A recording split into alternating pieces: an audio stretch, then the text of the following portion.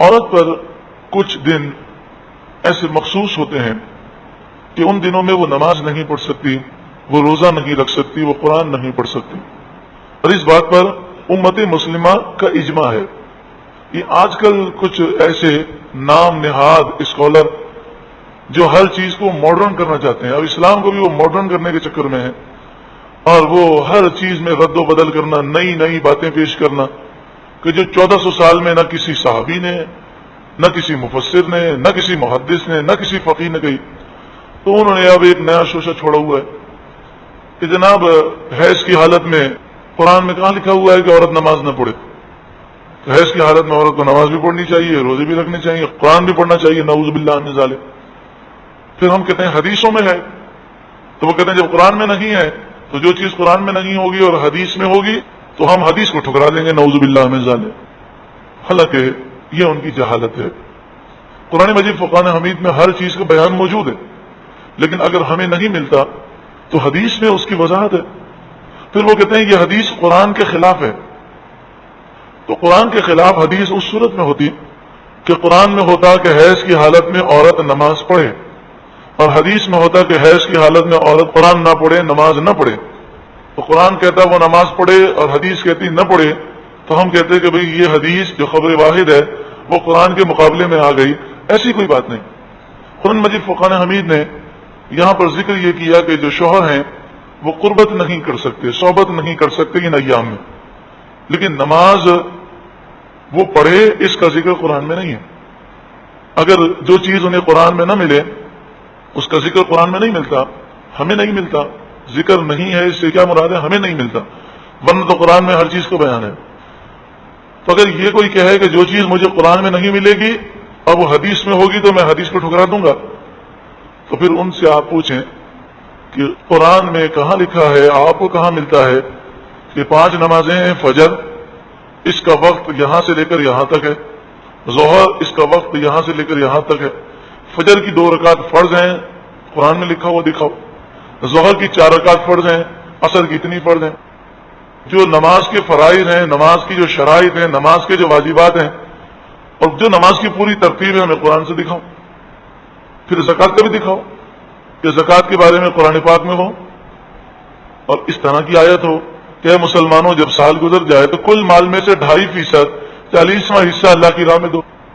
قرآن میں تو ہے زکوٰۃ دو، کتنی دو، کس کس مال میں سے دو، سال گزرنے کے بعد دو، تو کیا طریقہ ہے اس کا کوئی ذکر قرآن پاک میں ہمیں نہیں ملتا۔ تو اگر یہ سوچ اپنا لی جائے تو اس کا نتیجہ یہ ہوگا آگے چل کر ایسے فرقے پیدا ہوں گے جو وہ کہیں گے ہمیں اللہ کی کتاب کافی ہے، اور بس جس چیز کو ہم کتاب اللہ میں پائیں گے اسے مانیں گے، باقی سب کو ہم ٹھکرا دیں گے۔ تو ان سے آپ پوچھیں کہ یہ بتاؤ قرآن میں کہاں لکھا ہے کہ کتا کھانا حرام ہے، گدھا کھانا حرام ہے، بندر کھانا حرام ہے، بلی کھانا حرام ہے؟ یہ چیزیں تو رسول اللہ نے حرام قرار دیں۔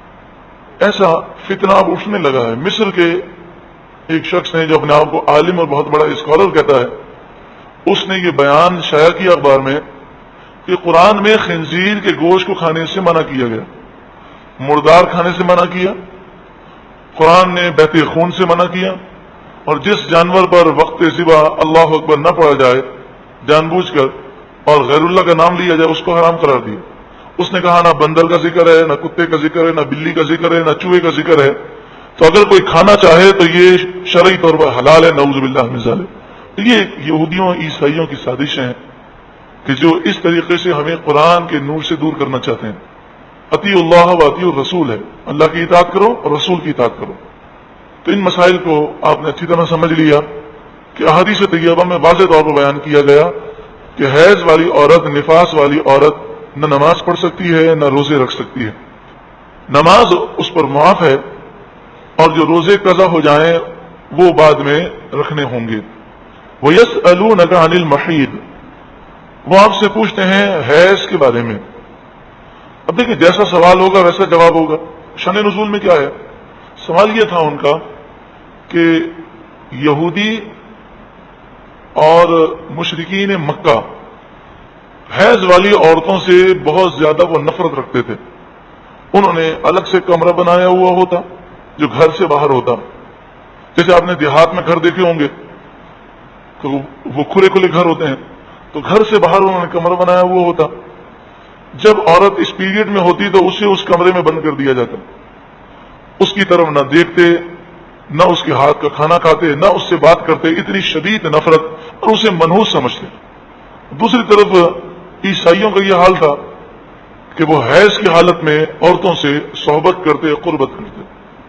تو صحابہ کرام نے سوال کیا کہ اگر زوجہ کو یہ کیفیت آئے تو پھر مرد کے لیے کیا حکم ہے؟ قل، اے محبوب آپ فرمائیے، ہوا اذن، وہ گندگی ہے. اذن کے دو معنی ہوتے ہیں، اذیت، دوسرا معنی ہے گندگی. تو یہاں ترجمہ کیا گیا گندگی ہے، کیونکہ حیض کا خون جو ہے وہ ناپاک ہے. اور اذیت بھی ہے کہ جب عورت اس پیریڈ میں ہوتی ہے تو اس کی طبیعت ہے وہ بوجھل ہوتی ہے. ایک ڈاکٹر نے، ماہر نفسیات نے اس بات پر تحقیقات کی اور اس نے کہا کہ میں نے جتنی طلاقیں ہوئی ہیں اس کا ریشو نکالا تو مجھے محسوس ہوا کہ 70% سے زیادہ طلاقیں حیض کی حالت میں ہوتی ہیں. پھر کہا اس کی وجہ یہ ہے کہ حیض کی حالت میں عورت پر ایسی جو طبیعت پر بوجھ ہوتا ہے کہ اس میں چڑچڑاپن بہت زیادہ ہوتا ہے. تو جتنے لڑائی جھگڑے اکثر ہوتے ہیں وہ اسی پیریڈ میں ہوتے ہیں. تو مرد کو سوچنا چاہیے کہ جب کوئی بیمار ہو تو اس میں چڑچڑاپن آ جاتا ہے، تو ان مخصوص ایام میں بس اوقات بعض خواتین پر یہ کیفیات طاری ہوتی ہیں تو انہیں جذبات میں نہیں آنا چاہیے، صبر کرنا چاہیے. کیونکہ تھوڑی دیر کی لڑائی اور پھر غصے میں آ کر 3 طلاق دے دینا اور ساری زندگی پھر جو ہے شرمندہ رہنا، افسوس کرنا، کتنی بڑی نادانی ہے. قل ہوا اذن، آپ فرما دیجئے وہ گندگی ہے. فاعتزلوا النساء، تو تم الگ رہو عورتوں سے، فی المحیض، حیض کے ایام میں. ولا تقربوہن، اور تم ان کے قریب نہ جاؤ، حتی یطہرن، جب تک کہ وہ پاک نہ ہو جائیں. ان کے قریب نہ جاؤ، عورتوں سے الگ رہو. اس سے مراد یہ ہے کہ شوہر قربت نہ کرے، صحبت نہ کرے. باقی کھانا پینا، گفتگو کرنا، لینا دینا کرنا یا اسے گھر میں رکھنا، یہ ساری چیزیں کوئی منع نہیں ہے.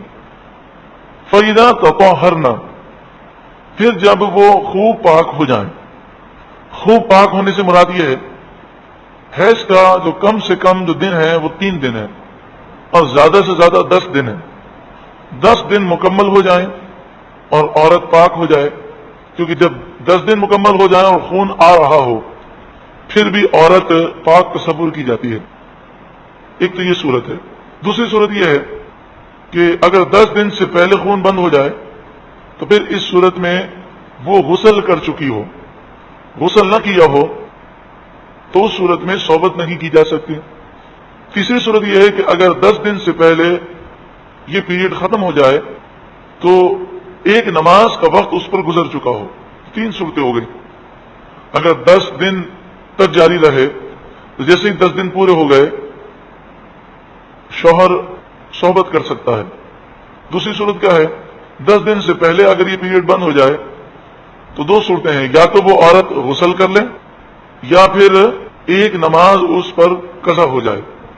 اگر ایک نماز قضا ہو جائے، اس نے غسل نہ کیا تو گناہ گار ہوئی، لیکن پھر بھی صحبت کرنا جائز ہو جائے گا.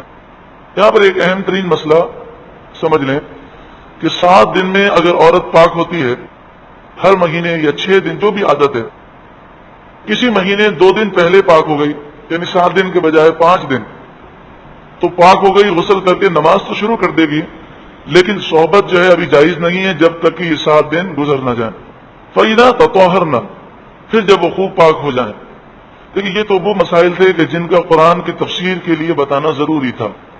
باقی اس کے علاوہ بہت سارے ایسے مسائل ہیں کہ جو خواتین شرم کے مارے پوچھتی نہیں ہیں، انہیں چاہیے کہ وہ پوچھیں. نبی اکرم صلی اللہ علیہ وآلہ وسلم سے بڑھ کر ہے کوئی باحیا؟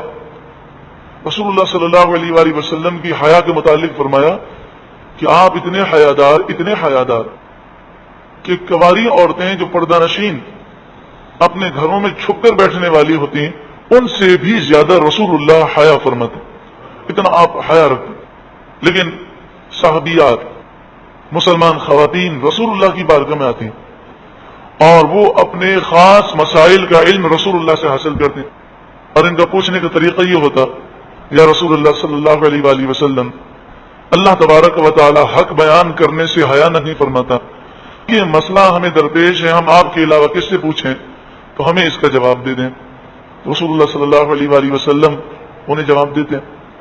تو خواتین کو چاہیے کہ وہ اس میں حیا نہ کریں، اور جو بھی معلمہ ہوں، جو عالمہ خواتین ہیں، وہ خواتین جو علم دین رکھتی ہیں، وہ ان سے رجوع کریں اور اپنے خاص مسائل ان سے سمجھ لیں، باہری شریعت کا دوسرا حصہ حاصل کریں، اس میں حیض و نفاس کے مسائل پڑھ لیں، سمجھ لیں، کیونکہ اگر غلطی کی اور ناپاکی کی حالت میں وہ گھر میں رہی اور اس پر غسل کرنا فرض تھا اور تاخیر کی اور نمازیں قضا ہو رہی ہیں اور اسے پتہ ہی نہیں ہے، تو پھر اس صورت میں ہوگا یہ کہ گھر میں رحمت کے فرشتے نہیں آئیں گے۔ جب رحمت کے فرشتے نہیں آئیں گے تو گھر میں نوست ہی نوست ہوگی۔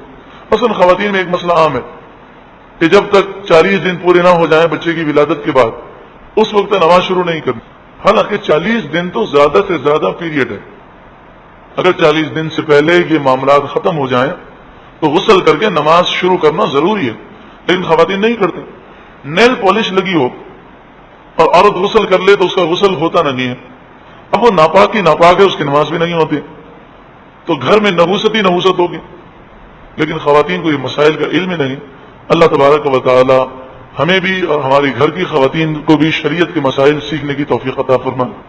فَإِذَا تَطَهَّرْنَ، پھر جب وہ خواتین خوب پاک ہو جائیں، فَأْتُوهُنَّ، تو تم ان کے پاس آؤ، من حیث، اس طریقے سے، امرکم اللہ، جس طرح اللہ نے تمہیں حکم دیا، یعنی حلال طریقے سے ان سے تم قربت کر سکتے ہو۔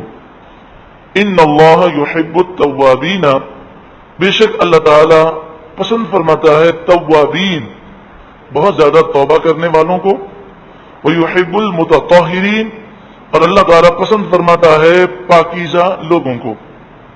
نساؤکم حرث لکم، تمہاری بیویاں تمہاری کھیتی ہیں، اس میں کوئی خواتین کی توہین نہیں ہے۔ جو مغربی لوگ شور مچاتے ہیں، مسلمانوں کو مغربوں کے اعتراض پر کوئی پریشان نہیں ہونا چاہیے۔ اللہ کا کلام ہے، اللہ کے کلام میں جو بھی ہے وہ حق ہی حق ہے۔ وہ تو جاہل لوگ ہیں، خنزیر کھانے والے، شراب پینے والے، گندے بے حیا، وہ قرآن کے نور کو کیا سمجھے، تو ان کے اعتراض پر پریشان ہونے کی کیا ضرورت۔ لیکن اس کی وضاحت مفسرین نے یہ فرمائی، تمہاری بیویاں، تمہاری زوجہ تمہاری کھیتی ہیں، یعنی تم ان کے حقوق ادا کرو اور تم ان پر ظلم نہ کرو، کیونکہ کسان کی خوشحالی کا تعلق کھیت کی خوشحالی سے ہوتا ہے۔ اگر کوئی کسان اپنے کھیت کا خیال نہ رکھے اور کھیت اجڑ جائے تو بتائیے کیا کسان اجڑنے سے بچ سکتا ہے؟ یعنی کتنا پیارا تعلق بتایا گیا کہ یہ تمہاری جو بیویاں ہیں، تم ان کا خیال رکھو، ان کے حقوق ادا کرو اور ان کی صحت کا خیال رکھو اور انہیں خوشحالی دو۔ یہ خوشحال ہیں تو تمہارے بچے بھی خوشحال ہوں گے اور تم بھی خوشحال ہوگے۔ انہیں سکون دو تو تمہیں بھی سکون ملے گا۔ آج سائنس بہت ساری چیزوں کو ماننے لگی، لیکن ہم تو اللہ اور اس کے رسول کو مانتے ہیں، سائنس مانے یا نہ مانے۔ وہ کہتے ہیں کہ خواتین کی سوچ کا اثر بچوں پر بہت زیادہ پڑتا ہے، خاص طور پر جب بچے ماں کے پیٹ میں ہوں اور خاص طور پر جب وہ ماں کا دودھ پی رہے ہوں۔ تو وہ کہتے ہیں اس دوران عورت کو چاہیے کہ وہ اپنی سوچ بہت پاکیزہ رکھے اور کسی قسم کے ٹینشن پریشانیاں وہ اپنے سر پر سوار نہ کرے، ورنہ بچہ جو ہے وہ ضدی، غصے والا اور باغی پیدا ہوتا ہے۔ اسلام کتنا پیارا درس دیتا ہے کہ ماں جو ہے وہ اپنے خیالات کو پاکیزہ رکھے۔ مجھے بتائیے، جو خواتین وہ مار دھار کی فلمیں دیکھتی ہیں اور اتنے گندے گندے مناظر دیکھتی ہیں، وہ چاہتی ہیں کہ ہمارے بچے اللہ کا ولی بنے، ہمارے بچے نیک صالح بنے، فرما بردار بنے، تو ان کے بچے کیسے بن سکتے ہیں؟ تو اسی دوران جو مرد یہ چاہتا ہے کہ میرا بچہ صحت مند پیدا ہو اور وہ بیماریوں کا شکار نہ ہو، تو وہ گھر میں سکون رکھے۔ ہر وقت کی لڑائی، ہر وقت جھگڑا، یہ ذہنوں کو ایسا منتشر کرتا ہے کہ اس کے اثرات بچوں پر بھی آتے ہیں۔ اور پھر جو نادان بچوں کے سامنے بیوی سے لڑتے ہیں یا جو خواتین بچوں کے سامنے شوہروں سے لڑتی ہیں، یہ بات یاد رکھیں، بچے پھر نہ ماں کی عزت کرتے ہیں نہ باپ کی عزت کرتے ہیں۔ بچوں کے دل سے دونوں کی عزت چلی جاتی ہے. نساؤکم حرث لکم، تمہاری بیویاں تمہاری کھیتی ہیں.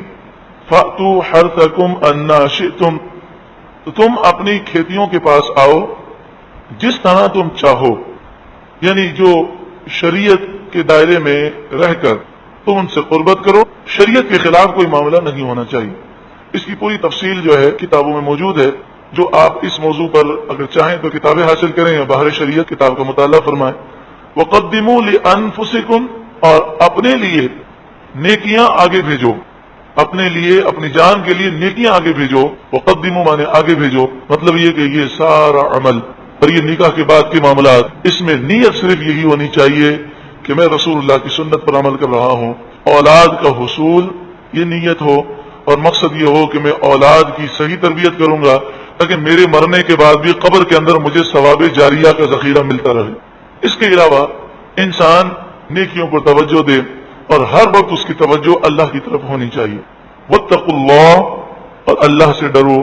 واعلموا انکم ملاقوہ، خوب جان لو بے شک تمہیں اللہ سے ملاقات کرنی ہے. کل بروز قیامت تمہیں حاضر ہونا ہے. کب تک اس دنیا میں عیش و عشرت کی زندگی بسر کرو گے؟ ایک نہ ایک دن تمہیں مرنا ہے، اور مر کر پھر تمہیں دوبارہ اٹھنا ہے. انکم ملاقوہ، تمہیں اللہ سے ملنا ہے. اگر تم نے کسی کی برائی کی ہو یا کوئی ایسا کام کیا ہو جو اسے ناپسند ہو تو شرم کے مارے اس سے ملاقات کرنے کی تم جرت نہیں رکھتے، تو سوچو تو صحیح، تم نے اگر رب کی نافرمانیاں کی تو رب کے دربار میں حاضر کیسے ہوگے؟ وبشر المؤمنین، ارے محبوب آپ مومنوں کو خوشخبری سنا دیجئے کہ ان کے لیے جنت کی بہاریں ہیں. اللہ ہم سب کو مومن کامل بنائے اور پاکیزہ زندگی گزارنے کی توفیق عطا فرمائے. اللہ تعالی ہمیں شریعت کو سمجھنے اور اس پر عمل کرنے کی توفیق عطا فرمائے. ہم نے قسم کے مسائل اور قسم کی اقسام کو سماعت کیا، اور ایک اہم ترین مسئلہ یہ بھی سماعت کیا کہ اگر کوئی غلط قسم کھا لے، یعنی نیکی نہ کرنے کی، لوگوں کے درمیان صلح نہ کرانے کی، ایسی قسمیں کھا لے تو اسے چاہیے کہ وہ قسم توڑ دے، نیکی کرے، لوگوں کے درمیان صلح کروائے، لوگوں کی مدد کرے، اور پھر وہ اس قسم کا کفارہ ادا کر دے. پھر ہم نے ایلا کا مسئلہ سماعت کیا، اور اس میں ہم نے یہ سماعت کیا کہ اگر کوئی یہ کہتا ہے اپنی زوجہ سے کہ میں 4 مہینے یا 4 مہینے سے زائد کا وہ کہتا ہے، یا ایسی مدت کا ذکر کرتا ہے جو غیر معین ہے، مثلا وہ کہتا ہے کہ میں کبھی بھی تیرے قریب نہ آؤں گا، اور ساتھ میں اللہ کی قسم کھاتا ہے، تو 4 مہینے کے اندر اندر اگر وہ قربت کر لے تو قسم ٹوٹ جائے گی اور کفارہ دینا ہوگا. لیکن 4 مہینے گزر جائیں تو ایک طلاق بائن واقع ہو جائے گی. پھر ہم نے طلاق بائن کا جو مسئلہ تھا وہ سماعت کیا کہ طلاق بائن جب ہو جاتی ہے تو عورت اسی وقت نکاح سے باہر ہو جاتی ہے. اس میں شوہر عدت کے دوران رجوع نہیں کر سکتا. ہاں، عدت کے دوران یا عدت کے بعد شوہر دوبارہ نکاح کر سکتا ہے، تو یہ مرد اور عورت باہمی رضامندی سے دوبارہ نکاح کر سکتے ہیں. پھر اس کے بعد ہم نے عدت کا مسئلہ سماعت کیا کہ جو عورتیں طلاق یافتہ ہیں، جنہیں طلاق ہو جائے، ان پر عدت لازم ہے، چاہے 1 طلاق ہو، 2 ہو، 3 ہو جائیں، طلاق رجعی ہو کہ طلاق بائنہ. عدت کا پیریڈ بھی ہم نے سماعت کیا. لیکن یہاں پر ایک ضروری مسئلہ سماعت کر لیں کہ اگر طلاق رجعی دی 1 یا 2، اگر طلاق رجعی دی 1 طلاق دی یا 2 طلاق، اور عدت کے دوران شوہر نے رجوع کر لیا، تو اس صورت میں عدت ختم ہو جائے گی، وہ اب اس کے نکاح میں ہے، عدت ختم ہو جائے گی. اسی طرح اگر 1 طلاق بائنہ دی یا 2 طلاق بائنہ دی، اور عدت کے دوران دونوں نے باہمی رضامندی سے نکاح کر لیا، تو یہ اس کے دوبارہ نکاح میں داخل ہو جائے گی اور عدت ختم ہو جائے گی. اب عدت پورا کرنا ضروری نہیں ہے. دوسرا اہم مسئلہ یہ یاد رکھیں کہ 1 طلاق بھی ہو یا 2 طلاقیں، اور رجوع کر لے عدت کے دوران، یہ طلاق بائنہ ہے، اس میں نکاح کر لے، تو میاں بیوی کے تعلقات قائم کرنا تو درست ہے، مگر 1 طلاق وہ دے چکا ہے، تو اب وہ 2 طلاق دینے کا اختیار رکھتا ہے، اور اگر 2 طلاق دے چکا ہے تو اب صرف 1 طلاق دینے کا اختیار باقی رہا۔ اگر 2 طلاق دے چکا ہے اور اب رجوع کر لیتا ہے، یا طلاق بائنہ ہے اور نکاح کر لیتا ہے، تو اب 1 ہی طلاق دینے کا اختیار باقی رہے گا۔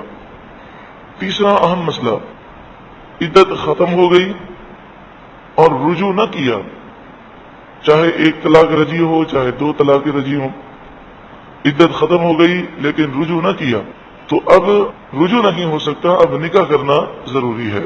نکاح میں اور رجوع میں کیا فرق ہے؟ رجوع شوہر اپنی مرضی سے کر سکتا ہے اور نکاح باہمی رضامندی سے ہوتا ہے۔ یہ تو چند مسائل تھے۔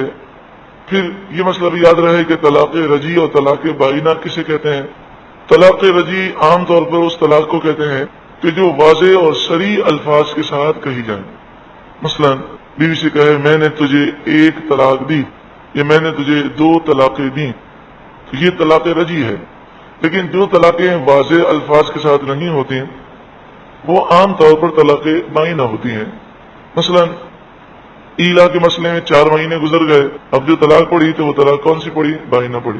اسی طرح آپ خلا کا مسئلہ سنیں گے تو خلا کا بھی یہی حکم ہے کہ شوہر نے اپنی بیوی کو خلا دی اور کہا کہ جو میں نے تجھے مہر دیا تھا وہ مہر مجھے واپس کر دے۔ عورت نے کہا کہ میں تجھے سارا مہر دے دوں گی واپس، تو شوہر نے کہا کہ میں نے تجھے خلا دی، لفظ طلاق نہ کہا بلکہ خلا کہا، تو اس سے طلاق بائنہ واقع ہوگی، 1 طلاق بائنہ واقع ہوگی۔ اسی طرح شوہر نے کہا طلاق کی نیت کر کے تو میرے سامنے سے دفع ہو جا، مجھ سے پردہ کر لے اور اپنے میکے چلی جا، یہ جملے اس نے طلاق کی نیت سے کہے، کیونکہ یہ جملے دوسرے معنی میں بھی استعمال ہو سکتے ہیں، یعنی ناراضگی کی وجہ سے بھی ہو سکتے ہیں کہ میں تجھ سے اتنا ناراض ہوں کہ تم مجھے اپنی شکل مت دکھا بھی چند دیں، یہ مطلب بھی ہو سکتا ہے۔ تو اس لیے بغیر نیت کے طلاق تو نہ پڑے گی، لیکن اگر نیت کی اور طلاق دینے کی نیت سے کہا کہ میرے سامنے سے دفع ہو جا، اپنی شکل مجھے نہ دکھا، مجھ سے پردہ کر لے اور اپنے میکے چلی جا، اور اس میں طلاق کی نیت ہے، تو اس سے طلاق بائنہ واقع ہوگی، کیونکہ اس میں کہیں بھی لفظ طلاق موجود نہیں ہے، تو اس سے کون سی طلاق واقع ہوگی؟ بائنہ۔ اور طلاق بائنہ میں ہوتا یہ ہے کہ فوراً وہ نکاح سے باہر ہو جاتی ہے، اب رجوع نہیں ہو سکتا، اگر صلح ہو جائے تو دونوں نکاح کر سکتے ہیں، عدت کے دوران بھی اور عدت کے بعد بھی۔ پھر عدت کے جو مسائل بیان ہوئے اس میں یہ بتایا گیا کہ اگر عورت حاملہ ہے یعنی امید سے ہے تو پھر اس صورت میں اس کی عدت بچے کی ولادت تک ہوگی، جو طلاق شدہ عورت ہے اس کی عدت بچے کی ولادت تک ہوگی۔ دوسری صورت یہ ہے کہ عورت حاملہ تو نہیں مگر اسے حیض نہیں آتا، کیونکہ اس کی عمر 50 سال 55 سال سے زائد ہے، یا اس کی عمر بہت چھوٹی ہے، یعنی 9 سال 10 سال کی بچی ہے، اسے حیض آنا شروع ہی نہیں ہوا، تو اب اس کی عدت 3 مہینے ہوگی، 3 مہینے یعنی 90 دن۔ اور اگر یہ دونوں صورتیں نہ ہوں، عورت جو ہے وہ حاملہ بھی نہ ہو اور اسے حیض آتا ہو، تو اس کی عدت 3 حیض ہے۔ 3 حیض کا مطلب یہ ہے کہ جب طلاق دی تو اس طلاق دینے کے بعد 3 حیض شروع ہو کر ختم ہو، تو اگر طلاق حیض کی حالت میں دی تو طلاق تو ہو جائے گی مگر وہ پیریڈ شمار نہیں ہوگا، اس کے علاوہ 3 حیض شروع ہو کر ختم ہو، یہ عدت ہے۔ اور اگر طلاق طہر میں دی یعنی پاکی کی حالت میں، پھر بھی وہی مسئلہ ہے، 3 حیض آ کر شروع ہو کر ختم ہو جائیں تو اس کی عدت ختم ہوگی۔ 3 حیض اس کو آپ 3 مہینے نہ سمجھیے گا، بعض خواتین ایسی ہیں کہ 3 حیض ان کے 2.5 مہینے میں مکمل ہو جاتے ہیں، کیونکہ ان کے حیض 2 حیضوں کے درمیان جو پاکی کا پیریڈ ہے جسے طہر کہتے ہیں وہ 15-15 دن کا ہوتا ہے یا 16-17 دن کا ہوتا ہے۔ بعض خواتین میں پاکی کا پیریڈ زیادہ ہوتا ہے، 1 مہینے 1.25 مہینے کا ہوتا ہے، تو 3 حیض 4 مہینے یا 5 مہینے میں مکمل ہو سکتے ہیں، اس سے زیادہ عرصہ بھی لگ سکتا ہے، تو عدت جو ہے 3 حیض ہے۔ لیکن یہ ساری عدتیں جو بیان کی گئی یہ ان خواتین کے لیے ہے کہ نکاح کے بعد خلوت پائی گئی، اور اگر صرف نکاح ہوا، مرد اور عورت نے تنہائی میں ملاقات نہیں کی، تو اس صورت میں اگر طلاق دے دی گئی تو پھر عدت لازم نہیں ہے۔ اس کے علاوہ اہم مسئلہ یہ بیان کیا گیا کہ عدت کے دوران سارا خرچہ یعنی رہائش دینا اور کھانے پینے اور لباس کا خرچہ دینا یہ شوہر کی ذمہ داری ہے۔ جس طرح نکاح کی حالت میں سکنا اور نفقہ دینا، رہائش دینا اور کھانا پینا دینا شوہر کی ذمہ داری ہے، تو اسی طرح طلاق دینے سے وہ فوراً ذمہ داری سے فارغ نہیں ہوتا، بلکہ عدت کے دوران یہ ساری ذمہ داریاں اس پر نافذ ہوتی ہیں۔ ایک مسئلہ جو ہم نے کل کیا تھا اسی کو ریپیٹ کرتے ہیں کہ عدت عورت کو شوہر کے گھر پر گزارنی ہے، طلاق کی عدت ہو یا وفات کی عدت ہو، عدت عورت کو شوہر کے گھر پر گزارنا لازمی ہے۔ ہاں اگر فی زمانہ جیسے حالات ہیں کہ بہت زیادہ ظلم کیا جاتا ہے اور وہ طلاق دینے کے بعد تو کوئی تعلق کا تو سوال ہی پیدا نہیں ہوتا، اس صورت میں جب اسے گھر سے نکال دیا جاتا ہے تو وہ عدت اپنے میکے گزار سکتی ہے۔ ایک طلاق یا دو طلاق اگر ہو جائے اور عورت عدت اپنے شوہر کے گھر گزارے، اس کی حکمت تو فوراً سمجھ میں آ جاتی ہے، تاکہ شوہر جو ہے وہ رجوع کی طرف مائل ہو اور دونوں میں صلح ہو جائے۔ لیکن 3 طلاقیں اس کے بعد تو شوہر اور بیوی ایک دوسرے پر حرام ہو جاتے ہیں، بغیر حلالہ شرعی کے اب وہ حلال نہیں ہو سکتے، پھر کیوں فرمایا گیا کہ عدت جو ہے وہ وہاں پر گزارے؟ تو اس کی وجہ یہ ہے کہ شادی کا جو تعلق تھا وہ شریعت نے فوراً ختم نہیں کیا۔ شریعت نے فرمایا نکاح تو ختم ہو گیا، مگر تمہاری ذمہ داری ابھی ختم نہیں ہوئی، ابھی عدت بھی تم اپنے اس کے گھر میں گزارے، اسے گھر بھی دو اور اسے نفقہ بھی دو، خرچہ بھی دو۔ لیکن یہ مسئلہ یاد رہے کہ 3 طلاق ہو جانے کے بعد یہ آپس میں اجنبی ہو گئے، اب ان کا کوئی رشتہ اس طرح کا باقی نہ رہا کہ یہ آپس میں بے پردہ ملاقات نہیں کر سکتے، تو شوہر کے گھر پر عدت گزارنا اسی وقت درست ہے جبکہ بے پردگی کا یا کسی قسم کے گناہ کا کوئی امکان نہ ہو۔ اور اگر ایسا امکان ہو کہ یہ دونوں گناہ میں مبتلا ہو جائیں گے، یعنی اب تو ان کا آپس میں ملنا حرام ہو گیا لیکن یہ اس گناہ میں مبتلا ہو جائیں گے، تو پھر عورت جو ہے وہ عدت اپنے میکے ہی گزارے گی۔ عدت میں عورت کیا کرے گی اس کے مسائل انشاءاللہ تعالی آگے آ رہے ہیں کہ عدت اسے کیسے گزارنی ہے۔ والمطلقات يتربصن بأنفسهن 3 قروء، والمطلقات اور طلاق شدہ عورتیں یتربصن وہ روکے رکھیں، بأنفسهن اپنی جانوں کو، اپنے آپ کو، 3 قروء 3 قروء۔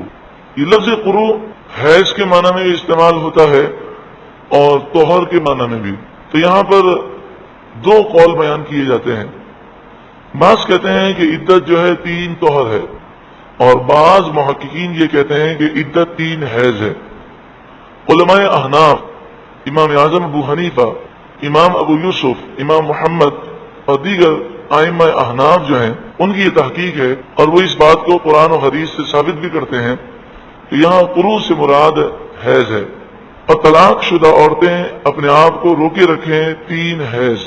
ولا یحل لہن، اور نہیں ہے حلال ان عورتوں کے لیے، ان یکتمن یہ کہ وہ چھپائیں، ما خلق اللہ جو اللہ نے پیدا کیا، فی ارحامہن ان کے رحم میں، رحم جو ہے بچہ دانی کو کہتے ہیں، فی ارحامہن ان کے پیٹوں میں، ان کے رحم میں، ان کن یؤمن اگر وہ ہیں ایمان رکھتی، باللہ اللہ پر، والیوم الآخر اور آخرت کے دن پر۔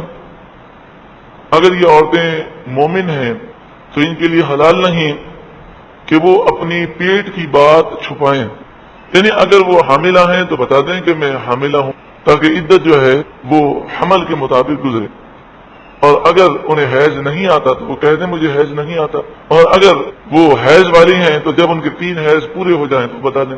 اس میں حکمت یہ ہے کہ پہلے ایسا ہوتا تھا کہ خواتین جو ہے اس معاملے میں جھوٹ بولتی تھی، تو انہیں اس معاملے میں جھوٹ بولنے سے منع کیا گیا، کیونکہ اگر ابھی 3 حیض پورے نہیں ہوئے اور شوہر رجوع کرتا ہے تو رجوع ہو جائے گا 1 طلاق رجعی اور 2 طلاق رجعی میں، لیکن عورت جھوٹ بول دے اور وہ کہے کہ میرے 3 حیض تو پورے ہو چکے ہیں، تو اس طرح وہ دوسرے کے لیے حلال تو نہیں ہوگی اور نہ اس کے نکاح سے باہر ہوگی، کیونکہ اس نے عدت کے دوران رجوع کر لیا۔ اسی طرح عورت نے کہا کہ میرے 3 حیض پورے ہو گئے تو اس کی عدت ختم تصور کی گئی، اب یہ اپنے میکے چلی جاتی ہے اور پھر فوراً اس کا کہیں نکاح ہو جاتا ہے، اور پھر اس کے ہاں بچے کی ولادت ہوتی ہے، اور اس نے پہلے جھوٹ بولا تھا، وہ حاملہ تھی، تو اب اس بچے کے بارے میں لوگ شکوک میں مبتلا ہوں گے کہ بچہ کس کا ہے۔ تو اس لیے یہ ایسا معاملہ ہے کہ عورت ہی بتا سکتی ہے کہ میں حاملہ ہوں یا مجھے 3 حیض پورے ہو گئے. ارشاد فرمایا وبعولتہن، بولت کے معنی شوہر، وبعولتہن اور ان کے شوہر احق زیادہ حقدار ہیں بردہن انہیں لوٹانے کا، ان کے شوہر انہیں واپس نکاح میں لانے کا زیادہ حق رکھتے ہیں فی ذالک اس عدت میں. یعنی اگر 1 طلاق یا 2 طلاقیں دی ہیں تو اس صورت میں شوہر اس عورت کو دوبارہ اپنے نکاح میں لانے یعنی رجوع کرنے یا نکاح کرنے کا زیادہ حق رکھتا ہے عدت کے دوران. لیکن یہاں پر 3 طلاقیں مراد نہیں ہیں، بلکہ کیا مراد ہے؟ 1 طلاق یا 2 طلاقیں. 1 طلاق یا 2 طلاقیں رجی ہوں تو پھر کیا حکم ہے؟ شوہر عدت کے دوران رجوع کر سکتا ہے. رجوع زبان سے بھی ہوتا ہے اور فعل سے بھی ہوتا ہے. اور اگر 1 طلاق یا 2 طلاق بائنہ ہیں تو وہ رجوع نہیں کر سکتا، نکاح کر سکتا ہے عدت کے دوران. ان ارادو اگر وہ ارادہ کریں اصلاحاً اصلاح کرنے کا، خیر خواہی کرنے کا، یعنی شوہر رجوع ظلم کرنے کے لیے نہ کرے بلکہ وہ گھر نبھانے کے لیے اور ایک دوسرے کے لیے حقوق ادا کرنے کے لیے رجوع کریں یا نکاح کریں. وَلَهُنَّ اور ان عورتوں کے لیے مثل الذی انہی حقوق کے مثل حقوق ہیں علیہن جو ان عورتوں کے اوپر ہیں بالمعروف شریعت کے مطابق، دستور کے مطابق، بھلائی کے ساتھ. معروف دستور، قانون، شریعت، بھلائی، خیر، ان تمام معنی میں استعمال ہوتا ہے. اس آیت کا مفہوم یہ ہے کہ جس طرح شوہر بیوی پر حقوق رکھتا ہے تو بیوی بھی شوہر پر حقوق رکھتی ہے. ہم کوئی چیز خریدتے ہیں تو ہمارے تو حقوق ہوتے ہیں اس چیز پر، وہ چیز ہماری ہے، لیکن اس چیز کے ہم پر کوئی حقوق نہیں ہوتے. یہ نکاح کوئی خرید و فروخت نہیں ہے. یہ نکاح وہ رشتہ ہے کہ جس سے ایک دوسرے کے حقوق لازم ہو گئے. شوہر کو سکنا بھی دینا ہے، یعنی بیوی کے لیے وہ رہائش کا انتظام کرے، نان نفقہ دے، اس کا جو جائز اور ضروری خرچہ ہے وہ پورا کرے. پھر اس کے علاوہ وہ انہیں جانوروں کی طرح مار نہیں سکتا، بلکہ جانور کو بھی بلا وجہ مارنے کی اجازت نہیں. وہ طنز و تانے دینا، اور جس طرح کا ماحول آج کل پایا جاتا ہے کہ بعض مرد حضرات عورتوں پر بے انتہا ظلم کرتے ہیں. اس کو یوں کہہ لیجئے کہ باہر کا غصہ وہ گھر میں نکالتے ہیں. کسی کے سامنے بول نہیں سکتے تو بیوی کو گالیاں دیتے ہیں، بولتے ہیں. تو اس طرح کی سوچ جو ہے وہ جاہلانہ سوچ ہے. نبی اکرم صلی اللہ علیہ وآلہ وسلم نے ارشاد فرمایا. اس ارشاد کو سننے سے پہلے یہ بھی سمجھ لیں کہ یہ جو مار دھار اور گالیاں اور یہ گھر میں ہوتی ہیں، اس میں بعض مرد حضرات وہ ہیں کہ جن کے ذہن میں یہ بات ہوتی ہے کہ بیوی کو دبا کر رکھنا ضروری ہے، اور بعض ایسے بھی دولہے دیکھے گئے کہ ان کے جو سائڈر ہوتے ہیں وہ انہیں مس گائیڈ کرتے ہیں اور کہتے ہیں پہلے دن سے اسے بالکل دبا کے رکھنا. تو پھر وہ شروع ہی سے اتنا ظلم کرتے ہیں اور وہ سمجھتے ہیں کہ یہ کوئی مردانہ کوالٹی ہے، یہ کوئی مرد کی شان ہے. یعنی صحیح بات بھی ہو تو وہ اس پر بھی ڈانٹتے ہیں، اس پر بھی طنز کرتے ہیں، اس پر بھی تانے دیتے ہیں، اور ہر وقت ڈانٹنا ڈپٹنا. پھر اس میں بعض خواتین ایسی ہوتی ہیں کہ بیچاری اپنے گھر کو بچانے کے لیے برداشت کر لیتی ہیں. تو اس مثال کو لوگ مثال بناتے ہیں اور کہتے ہیں دیکھو اس نے جب اپنے بیوی کے ساتھ ایسا سلوک کیا تو کیسا اس نے اس کو دبا کے رکھا ہوا ہے. تو یہ دبا کے رکھنا کوئی مردانہ شان نہیں ہے، یہ جاہلانہ حرکتیں ہیں. نبی اکرم صلی اللہ علیہ وآلہ وسلم سے بڑھ کر کون مردانہ شان رکھتا ہے؟ پیارے آقا صلی اللہ علیہ وآلہ وسلم کے بارے میں حضرت انس فرماتے ہیں کہ نبی اکرم صلی اللہ علیہ وآلہ وسلم کو 4000 مردوں کی طاقت دی گئی. 4000 مردوں کی طاقت دی گئی. اس کے علاوہ بعض روایتیں ہیں کہ 16000 مردوں کی طاقتیں دی گئی. لیکن نبی اکرم صلی اللہ علیہ وآلہ وسلم کا انداز دیکھیں. پیارے آقا صلی اللہ علیہ وآلہ وسلم فرماتے ہیں تم میں سب سے بہترین وہ ہے جو عورتوں کے ساتھ اچھا سلوک کرنے والا ہے، جو اپنی عورت کے ساتھ اچھا سلوک کرنے والا ہے. اور پھر فرمایا میں اپنی عورتوں کے ساتھ سب سے اچھا سلوک کرنے والا ہوں. حضرت عائشہ فرماتی ہیں نبی اکرم صلی اللہ علیہ وآلہ وسلم نے اپنی ذات کے لیے، آج ہمارے جتنے غصے ہیں کس کے لیے ہیں؟ اپنی ذات کے لیے. کپڑے استری نہیں ہوئے، کھانا نہیں پکا، نمک زیادہ ہو گیا، جتنے مسائل ہیں، جتنے لڑائی جھگڑے ہیں، سب اپنی ذات کے لیے۔ رسول اللہ صلی اللہ علیہ وآلہ وسلم نے فرمایا، یہ حضرت عائشہ فرماتی ہیں کہ رسول اللہ صلی اللہ علیہ وآلہ وسلم نے اپنی ذات کے لیے نہ کسی غلام کو اور نہ ہی کسی اپنی زوجہ کو نہ ڈانٹا نہ مارا، کبھی زندگی میں نہ ڈانٹا ہے نہ مارا ہے۔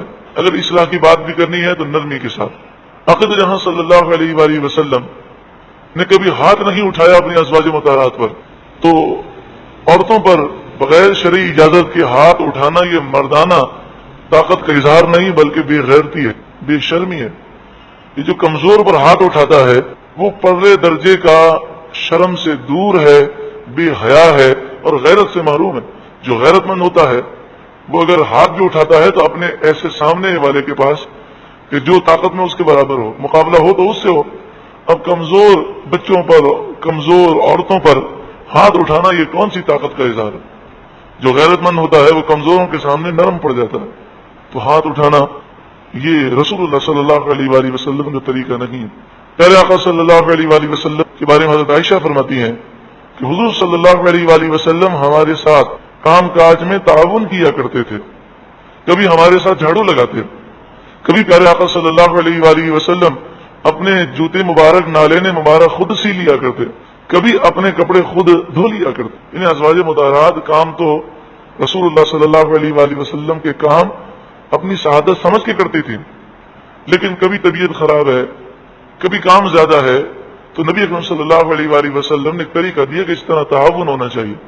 لیکن آج کیا کوئی مرد ہے کہ وہ اس سنت پر عمل کر سکے؟ آج تو اس کو لوگ عجیب و غریب تصور کرتے ہیں۔ جھاڑو دینا تو دور کی بات ہے، مرد اور بیوی بیمار ہے، بخار 105 ہے اور اس میں گھر میں نوکرانی بھی نہیں آئی تو مرد اپنے گھر میں جھاڑو دے دے، یہ تو ایک تصور سے بالا بات ہے۔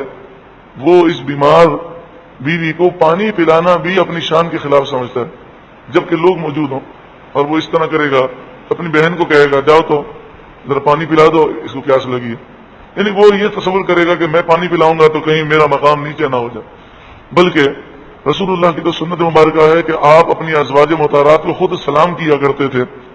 تو کئی ایسے مرد ہیں کہ بیوی کو سلام کرنا وہ یہ اپنی مردانہ شان کے خلاف سمجھتے ہیں، اور اگر کوئی سلام کرے تو اسے کہتے ہیں یہ تو زن مرید ہے، یہ تو بیوی کا مرید بن گیا، بیوی کا سلام کرتا ہے۔ یہ سب جاہلانہ باتیں ہیں، یہ سارے ہندوانہ تہذیب کے اثرات ہیں جو یہاں پر رہنے کی وجہ سے ہم پر مسلط ہو گئے۔ عقد جہاں صلی اللہ علیہ وآلہ وسلم کی تعلیمات کیا ہیں؟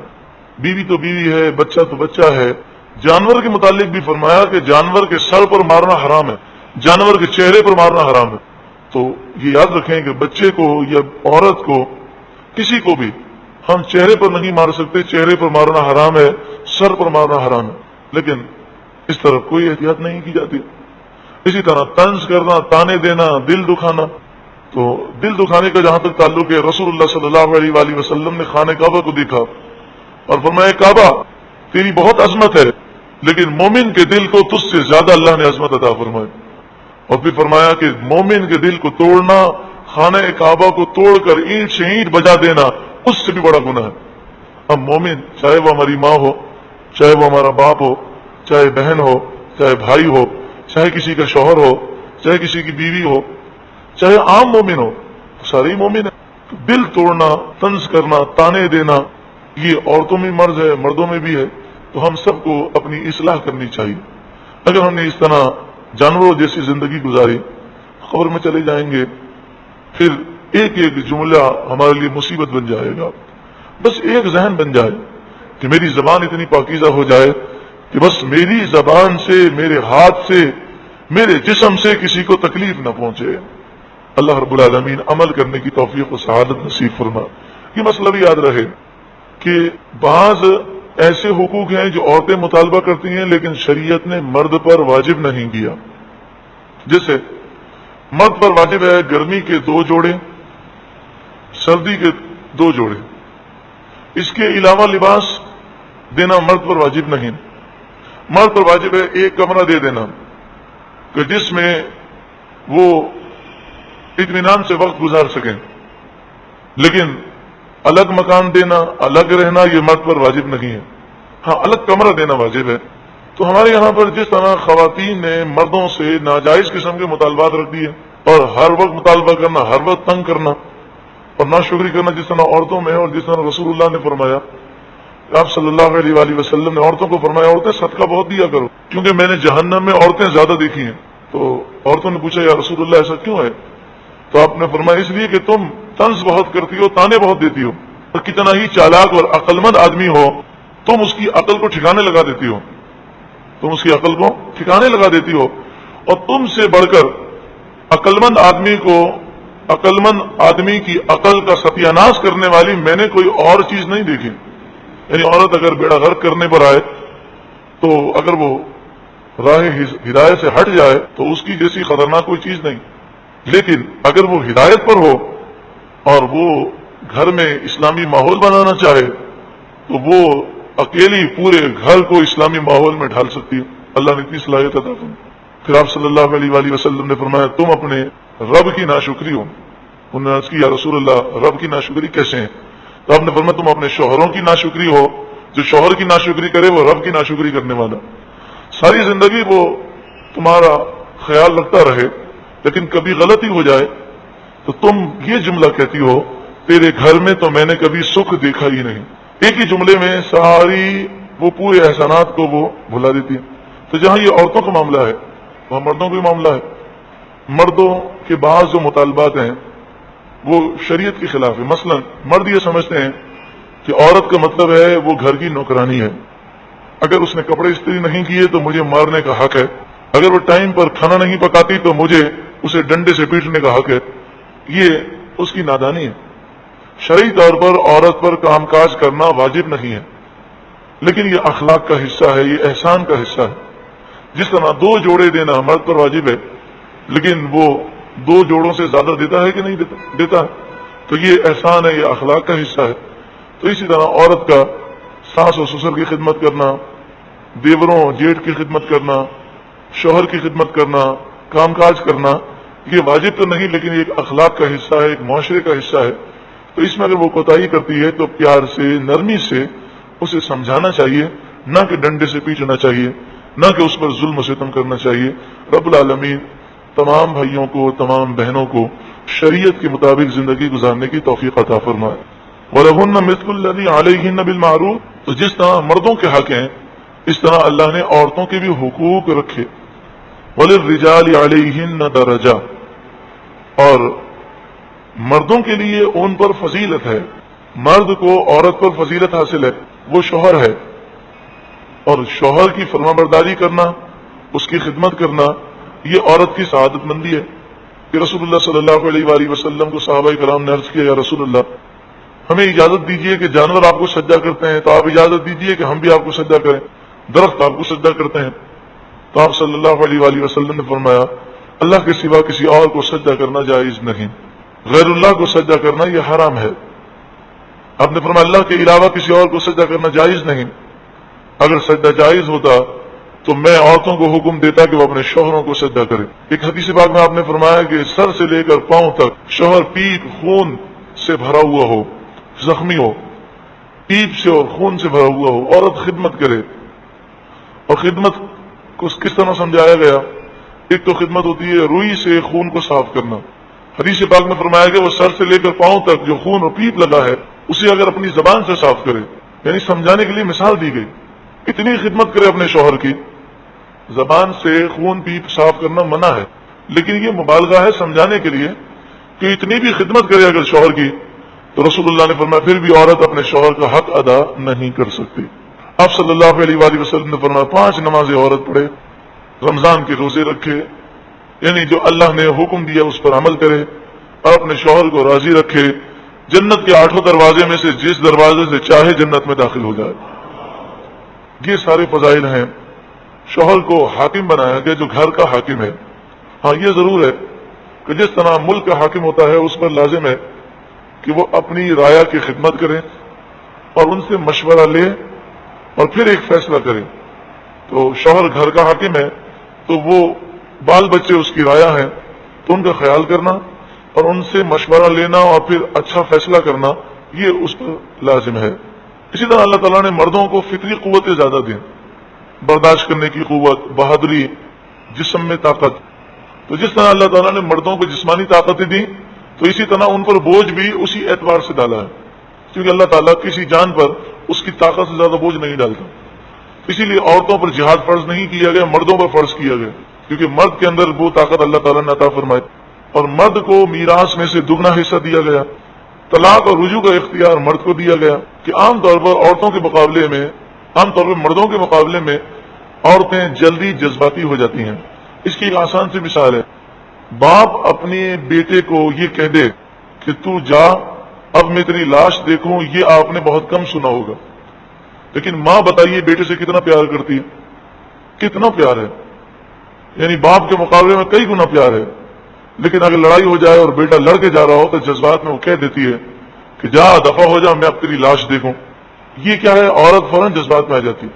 اور بسا اوقات زبان سے وہ ایسا جملہ کہتی ہے کہ دل میں وہ چیزیں نہیں ہوتی، دل میں تو محبت ہے لیکن جوش میں آ کر کہہ دیا. اب بچہ چلا گیا، مسلح بچھا کر رو رو کر دعائیں کر رہی ہے.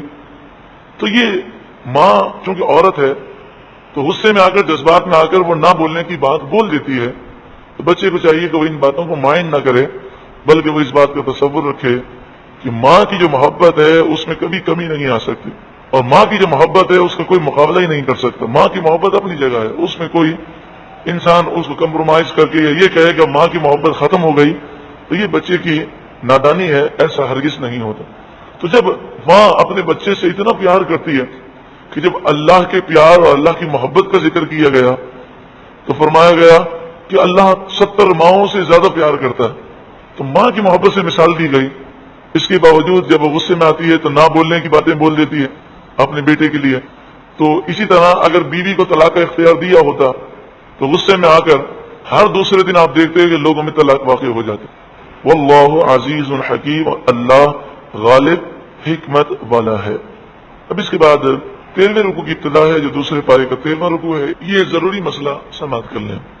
ماں باپ کی فرما برداری ضروری ہے، عورت پر شوہر کی فرما برداری ضروری ہے، مگر شریعت کے دائرے کے اندر. اگر ماں باپ شریعت کے خلاف کوئی بات کا حکم دے یا شوہر بیوی کو شریعت کے خلاف حکم دے تو پھر شوہر کا کہنا نہیں مانا جائے گا، اللہ اور اس کے رسول کا کہنا مانا جائے گا. بعض نادان قسم کے شوہر جو غیرت و شرم سے محروم ہوتے ہیں وہ کہتے ہیں کہ میرے دوست کے سامنے تو بے پردہ آیا کر، اور میں اگر گھر پہ نہ ہوں اور میرا دوست آ جائے تو اسے اندر ڈرائنگ روم میں بٹھا، اس کی خدمت کر، چائے پلا، اسے کھانے کا پوچھ. یہ بے غیرتی کی انتہا ہے اور بے شرمی کی انتہا ہے. تو عورت صاف انکار کر دے کہ یہ میں نہیں کروں گی، یہ نافرمانی نہیں ہے. اگر مرد بیوی کو پردہ کرنے سے روکے یا علم دین حاصل کرنے سے روکے تو اب شوہر کا کہنا نہیں مانا جائے گا، کیونکہ علم دین حاصل کرنا بعض صورتوں میں فرض ہے، بعض صورتوں میں واجب ہے، اور اسی طرح پردہ کرنا یہ تو فرض ہے. شوہر کو اختیارات ہیں مگر شریعت کے دائرے کے اندر. ماں باپ کو اختیارات ہیں لیکن شریعت کے دائرے کے اندر. شریعت کے خلاف وہ کوئی آرڈر نہیں دے سکتے. دوسرا مسئلہ یہ یاد رکھیں کہ مفسرین نے یہاں پر کلام اٹھایا کہ سب سے پہلے کس خاتون نے عدت گزاری. مفسرین نے فرمایا کہ زمانہ جاہلیت میں وفات کی عدت تو تھی، لیکن زمانہ جاہلیت میں طلاق کی عدتیں عورتیں نہیں کرتی تھیں، اور اس قدر کثرت سے نکاح ہوتے تھے. ایک ایک مرد 10 20 عورتوں کو بیوی بنا کے رکھتا تھا. تو یہاں ایک نے طلاق دی، دوسرے دن وہ عورت دوسرے سے نکاح کر لیتی. کوئی عدت کا تصور زمانے جاہلیت میں نہیں تھا. در منصور پہلی جلد صفحہ نمبر 274 پر ہے. امام جلال الدین سیوطی الشافعی علیہ الرحمہ لکھتے ہیں کہ حضرت اسما بنت یزید بن سکن انصاریہ آپ فرماتی ہیں کہ مجھے طلاق دی گئی. اس زمانے میں عدت کا کوئی رواج نہ تھا، تو پھر میرے بارے میں یہ آیت کریمہ نازل ہوئی کہ طلاق شدہ عورتیں اپنے آپ کو 3 حیض تک روکے رکھیں. حضرت قتادہ فرماتے ہیں زمانے جاہلیت میں طلاق کی کوئی عدت نہیں ہوتی تھی. تو سب سے پہلے اسلام کے ظہور کے بعد، حضور کی آمد کے بعد اور حضور کے اعلان نبوت کے بعد سب سے پہلے جس خاتون نے طلاق کی عدت گزاری وہ حضرت اسما بنت یزید بن سکن ہے. حضرت اسما بنت یزید بن سکن انصاریہ. یزید کا جو نام ہے وہ جب ہم سنتے ہیں تو ہمارے ذہن میں وہ یزید پلید ہی آتا ہے، تو یزید کا نام جو ہے یہ زمانے جاہلیت میں بھی کئی لوگوں کا تھا، اور اسلام کے بعد کئی بزرگان دین کا نام یزید رہا ہے، لیکن چونکہ مشہور و معروف یزید پلید ہی ہے کہ جس نے اہل بیت اطہار پر اتنا بڑا ظلم کیا، اور پہلے اس نے خوشی کا اظہار کیا، پھر جب یہ دیکھا کہ سیاسی ماحول اس کے خلاف ہے تو اس نے جھوٹا موٹا رونا دھونا کیا، جس طرح ہمارے ملک میں ہوتا ہے، پہلے خود ہی قتل کراتے ہیں، پھر خود ہی جو ہے وہ ہنگامے اور احتجاج کرتے ہیں، تو اس نے بھی ایسی حرکتیں کی۔ حضرت اسماء بنت یزید بن سکن انصاریہ یہ ان کا نام تھا۔